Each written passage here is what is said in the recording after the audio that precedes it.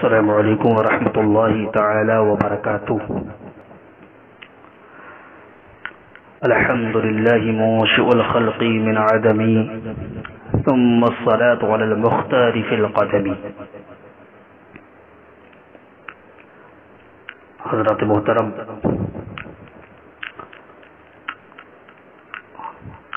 ہمارے ایک بھائی نے ذی القربا،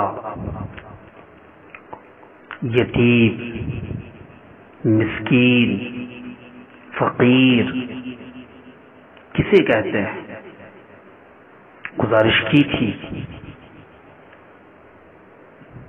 کہ اس کی تشریح کر دی جائے، یہ بتایا جائے کہ ذی القربا کسے کہتے ہیں، مسکین اور یتیم اور فقیر کسے کہتے ہیں۔ انشاءاللہ تعالی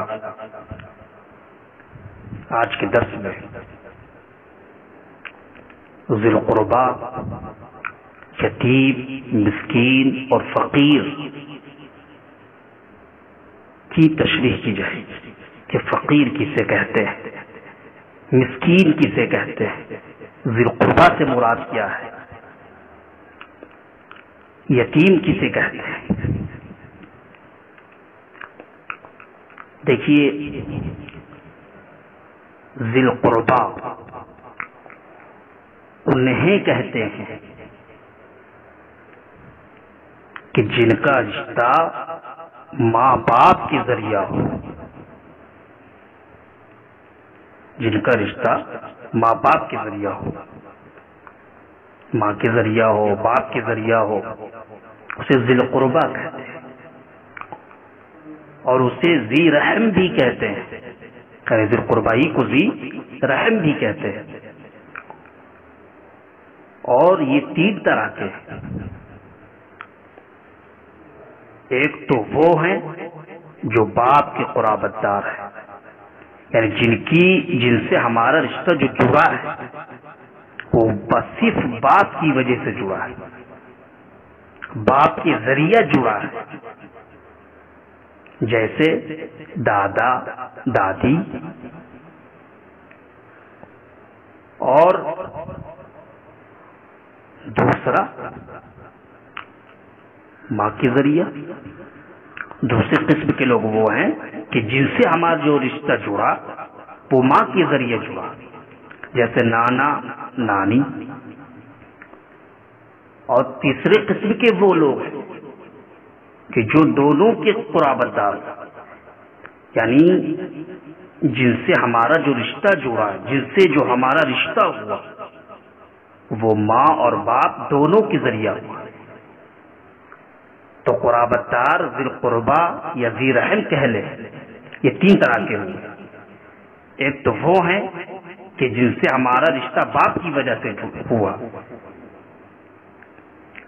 کچھ تو وہ ہیں جن کا رشتہ ماں کی وجہ سے ہوا، اور کچھ وہ ہیں جن کا رشتہ دونوں کی وجہ سے ہمارا رشتہ ان سے ہوا، جیسے حقیقی بھائی بہن۔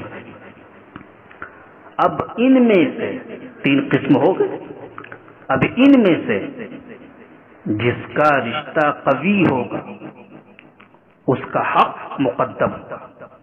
اب ان تینوں میں سے جس کا رشتہ قوی ہوگا اس کا حق مقدم ہوگا۔ لہذا اگر بھائی اور چچا حاجت مند ہو تو پہلے بھائی کی پھر چچا، اور اگر چچا ماموں حاجت مند ہو، ضرورت مند ہو، تو پہلے چچا کی پھر ماموں کی حاجت پوری کی جائے۔ تب یہ قرابت دار تین طرح کے ہو گئے۔ پھر اہل قرابت دو ہیں، ان کی دو قسمیں۔ ایک تو وہ ہیں جن سے نکاح حرام ہے، جن سے نکاح حرام ہے، چچا، پھوپھی، ماموں، خالہ، تو ضرورت کے وقت ان کی خدمت کرنا ضروری ہے۔ اگر یہ مجبور ہوں، لاچار ہوں، انہیں ضرورت ہو تو ان کی خدمت کرنی ضروری ہے، ورنہ آدمی گنہگار ہوگا اگر صلاحیت رکھتا ہے اور مدد نہیں کر رہا ہے، خدمت نہیں کر رہا ہے، ان کی ضرورتوں کو پورا نہیں کر رہا ہے، تو ایسی صورت میں وہ شخص گنہگار ہوگا۔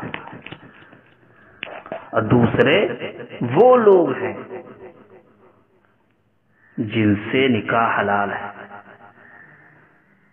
جیسے ماموں چچا کی اولاد، تو ان کے ساتھ حسن سلوک کرنا، اچھے سلوک سے پیش آنا، یہ سنت مؤکدہ ہے، یہ سنت مؤکدہ ہے، اچھے سلوک کے ساتھ پیش آنا۔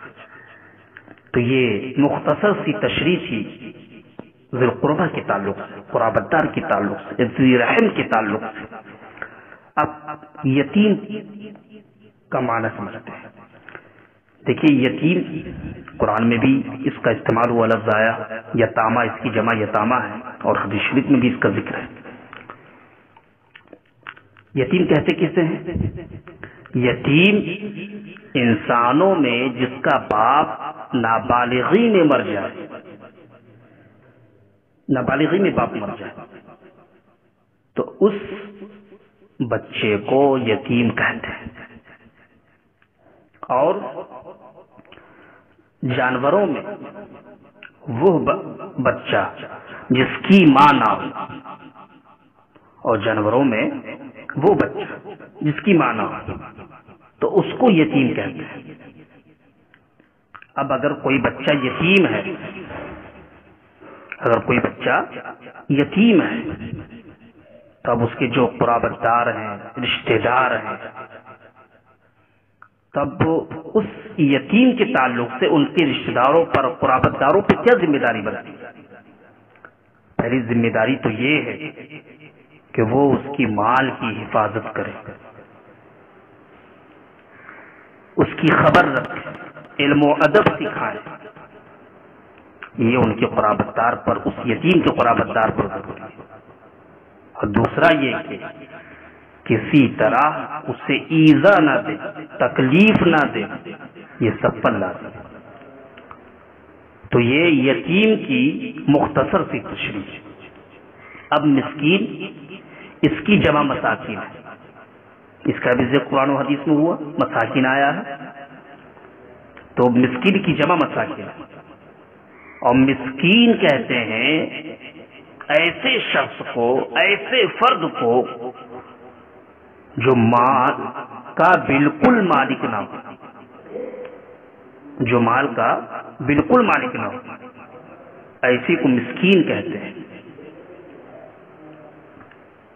اور فقیر جس کے پاس نصاب سے کم مال ہو، جو صاحب نصاب نہ ہو، مال تو ہو لیکن اتنا مال نہ ہو، 7.5 تولہ چاندی یہ سونا، یا 52.5 تولہ چاندی، یا اس کے پاس اتنا مال نہ ہو اس سے وہ 7.5 تولہ سونا یا 52.5 تولہ چاندی خرید سکے، تو جو مالک نصاب نہ ہو، صاحب نصاب نہ ہو، نصاب سے جس کے پاس کم مال ہو، اس کو فقیر کہتے ہیں۔ اور کبھی محتاج کو بھی فقیر کہتے ہیں۔ تو یہ مختصر سی تشریح تھی ذی القربہ اور یتیم اور مسکین۔ اللہ تبارک و تعالیٰ کی بارگاہ میں دعا ہے کہ اللہ تبارک و تعالیٰ ہمیں دینی مسائل کو زیادہ سے زیادہ سیکھنے کی توفیق عطا فرمائے، اور اپنے پیارے محبوب صلی اللہ تعالی علیہ وسلم کا سچا پکا عاشق بنائے۔